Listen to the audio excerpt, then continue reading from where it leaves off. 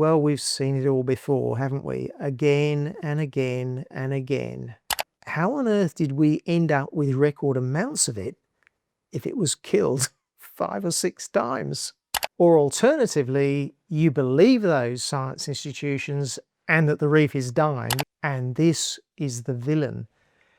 Now, Leonard, villain music. The villain is... Ring the church bells, pop the champagne. The Great Barrier Reef has done it again, 6 years in a row of record-breaking or record-equaling amounts of coral. The latest data from the Australian Institute of Marine Science is now available, and the amount of coral at the moment is higher in the last 6 years or equal to any of the previous 35 years. And again, this shows that what the world's been told about the reef, about the death of the reef, is just plain wrong. So now you have a problem. If you believe me that this is all good news, then that means that those science institutions and the media, which have been saying that the reef is a disaster, well, they've been telling you a fairy tale. And that's not a nice thought.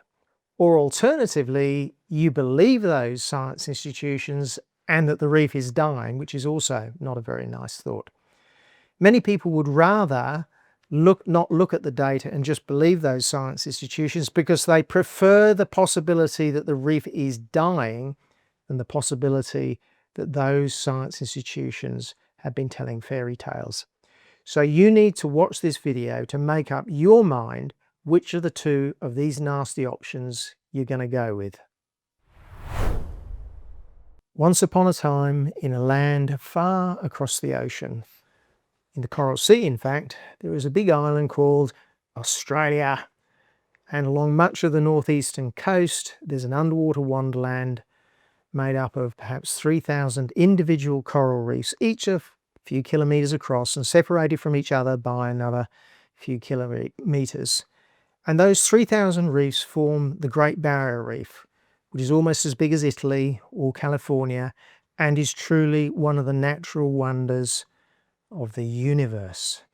The Great Barrier Reef is on relatively shallow water, rising up from perhaps 100 metres water depth, and each of those individual reefs is a flat-topped plateau rising from that continental shelf.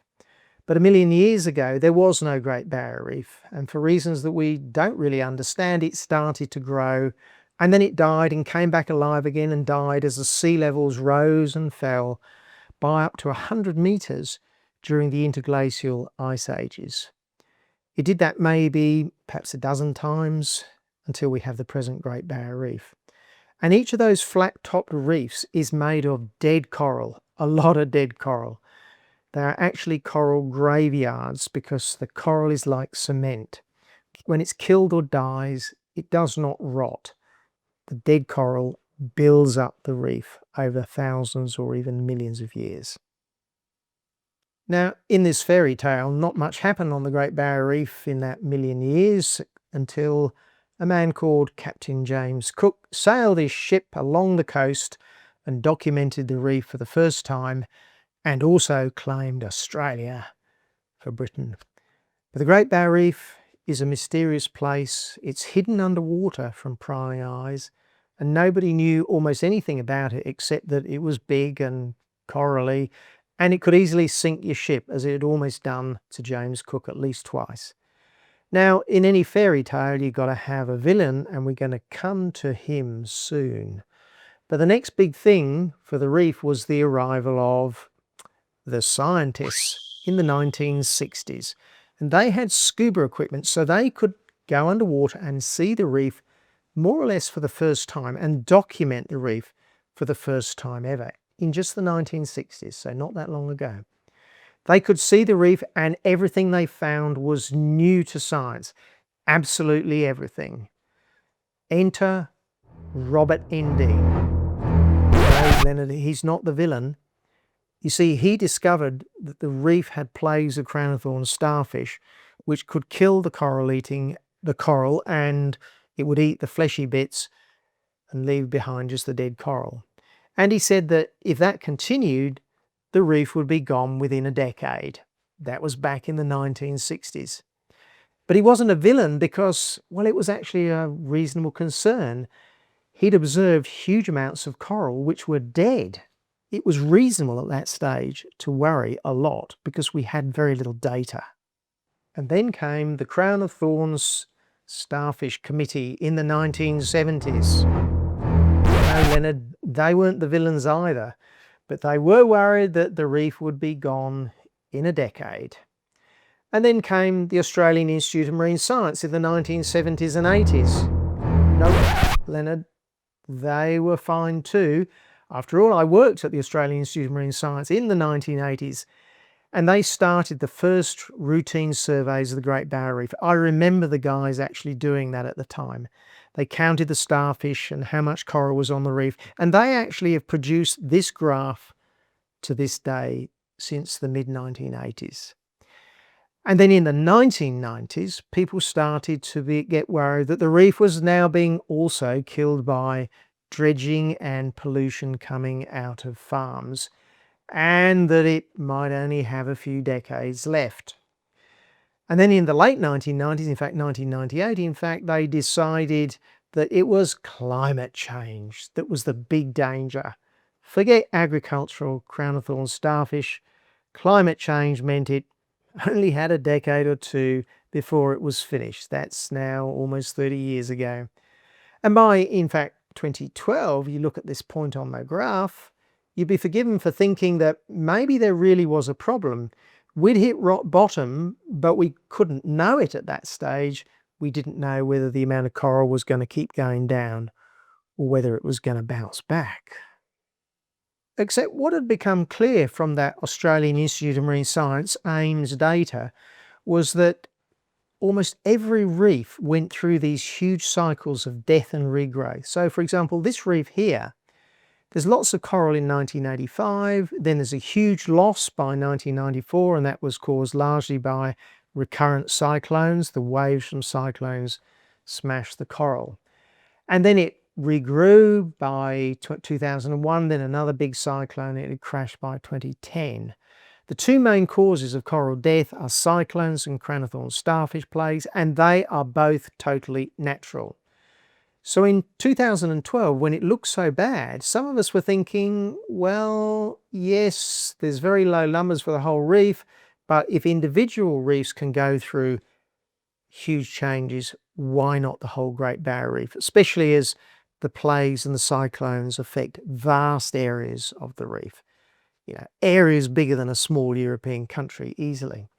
And then in 2012, there's been this steady recovery to record amounts of coral by 2021, 22, and up to now. So you've got to ask, if low levels of coral were a disaster and shown that the reef was doomed in 2012, and you can imagine what the headlines were back then surely record amounts of coral in the last 6 years must be a sign that things are not too bad. Maybe all the scientists who had been predicting gloom and doom would suddenly realize that they were wrong, be scientific and say, yeah, we were concerned, we were right to be concerned, and they really were right to be concerned, but it looks like the reef has proven to be highly variable, but basically okay. And this is where the villain finally comes in. It's not the individual scientist, but the whole system that the scientists work in. Too many big organisations whose funding depends on the reef constantly needing to be dying. Ever since the 1960s, I estimate there are a good 5,000 scientists and managers and general hangers-on who now owe their job to the supposed fact that the reef needs to be saved, and they have a strong, strong motivation to read bad news into every piece of data and never accept the good news as good. So, for example, they claim that there was a hot water bleaching event in 2016, 17, 2020, 2022, 2024, and that it killed huge amounts of coral. Just remember that, and that the plate and the staghorn coral were the most affected. Remember that too. And then when somebody like myself and others come along, as I did in 2017, and said there were huge quality assurance problems with their work, with the way they do science, and that dissenting ideas are excluded, and that it's impossible to get funding for work if you do not agree with the doom science, well, people like that need to be removed. And this is the villain. Now, Leonard, villain music. The villain is groupthink and the madness of crowds. And all of us can get caught up in that. It's the system that's the problem, not the individuals who are working in it. And the group and the groupthink becomes like a sort of like a monster. And to the monster, it does not matter what happens to the reef. It will always claim that there is a problem and come up with some often really crazy arguments to justify the patently wonderful news that we've had over the last 6 years and make it bad. So to prove this, they now argue that yes, we've got record amounts of coral, but it's not good news because it's the wrong type of coral. It's the relatively fast-growing Platen Staghorn coral, which, by the way, is arguably the most beautiful stuff, the stuff that all the tourists love to see. And remember, it takes 10 years to regrow.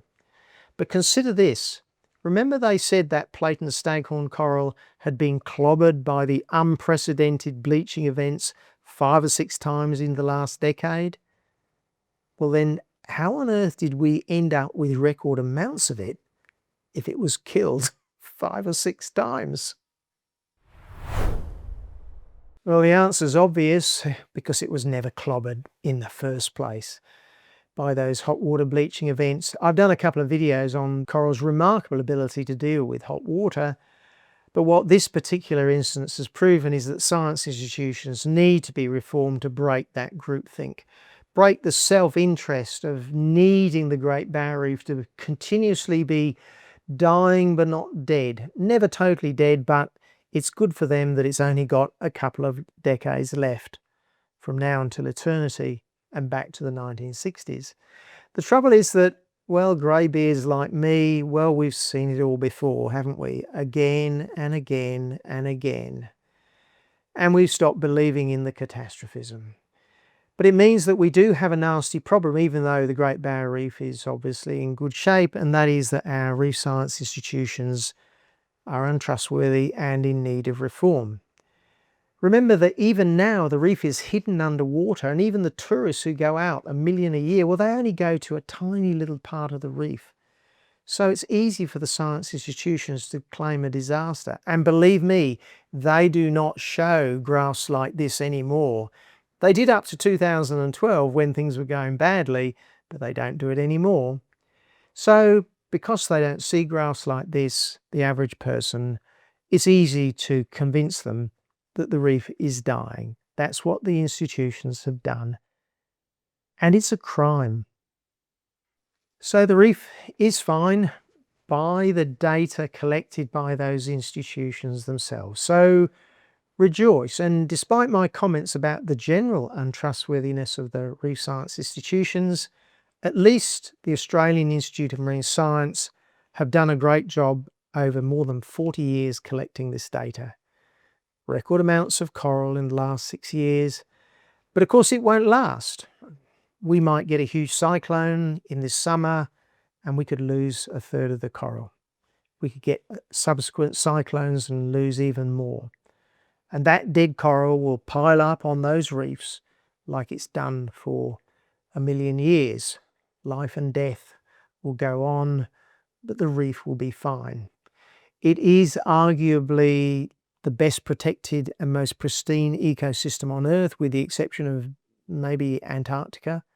It's hardly touched by humans and cared for to the nth degree by all Australians. So this is truly one of the best pieces of news, that this ecosystem is going to be fine.